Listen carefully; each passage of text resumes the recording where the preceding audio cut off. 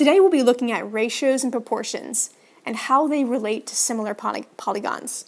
So to begin, take your textbook and turn to Chapter 7, Section 1, and follow along.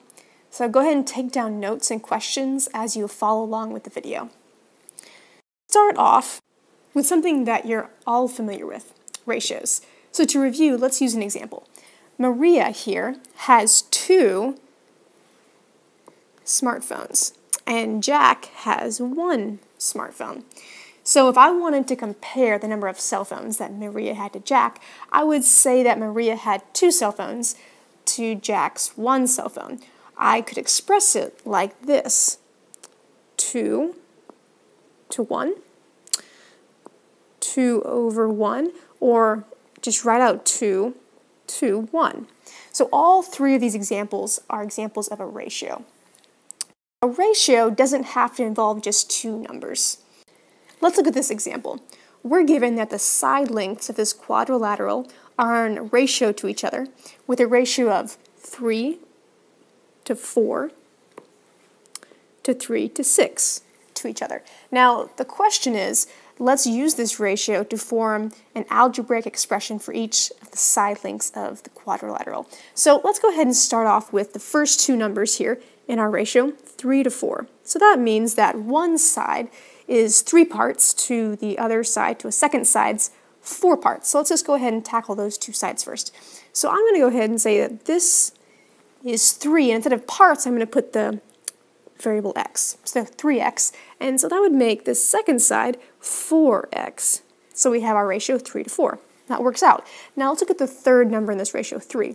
So if I'm comparing now the middle 2 numbers in this ratio, 4 to 3, if the second side is 4x, then this third side has to be 3x.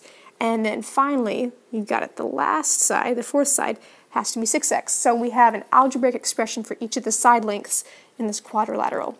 The second part of this example is, let's go ahead and find the length of the longest side if the perimeter is 64. So perimeter, what I need to do is add up to sum all the side lengths of my quadrilateral and set it equal to the perimeter. By definition, that is what perimeter is.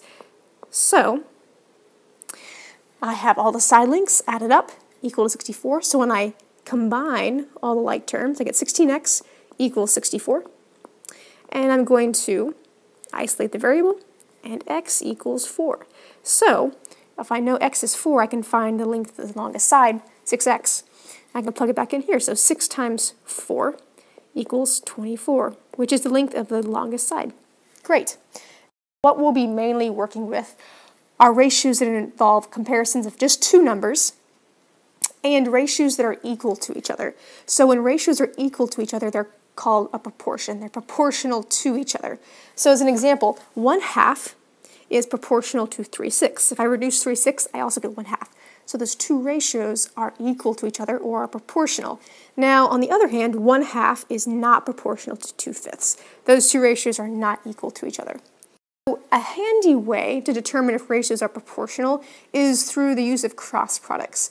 Now, what a cross product does, it tells us that if we have 2 ratios that are proportional, I can multiply across the equal sign and get these 2 products. So I can get A times D, and I can get B times C. And by the cross product property, those 2 products are equal to each other. So that's an important property of proportions. So let's go ahead and look at how we can use that. In our last example, we found that 1/2 is obviously equal to 3/6, but let's go ahead and verify that through cross products. If I were to multiply 1 times 6, that's a cross product, and 2 times 3, that's another cross product, we would find that both of them equal 6. Their cross products are both 6, which confirms the cross product property and the fact that these 2 ratios are equal or proportional to each other. Great. So let's go ahead and use this idea of cross products to do these 2 examples. In each example, we already know that each ratio is proportional to each other because the 2 ratios are equal to each other. So we can employ the cross product property. Okay, I'm going to go ahead and just do example 1 right now, and I'm going to go ahead and set up the two ratios in proportion to each other. Okay, so now what I can do is I can multiply, get the cross products, and solve for x. So my last step is just to divide by 6. So what I get is x equals 15. Great.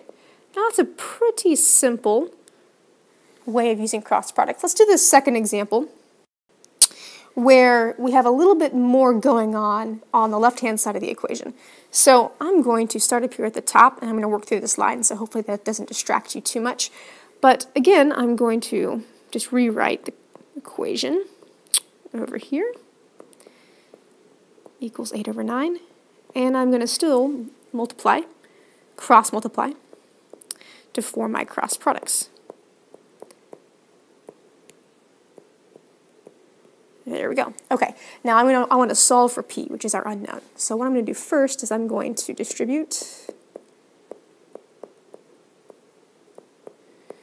and then start combining like terms. So I'm going to go ahead and add 56 to both sides. Sorry.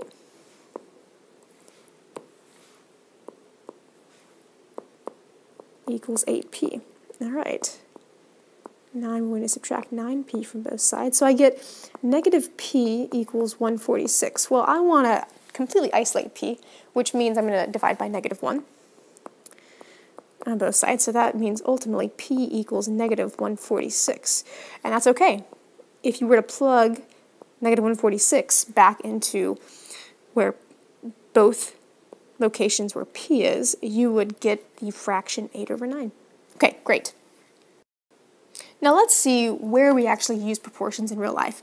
If you were to take anybody who designs things, let's say, for example, engineers or architects, these folks use proportions when they design buildings, cars, cities, airplanes, and what they do is they build first a model that is in proportion to the original that they're trying to design. And what they do is they just use proportion to scale up their model to the actual thing that they're designing. In this case, an airplane.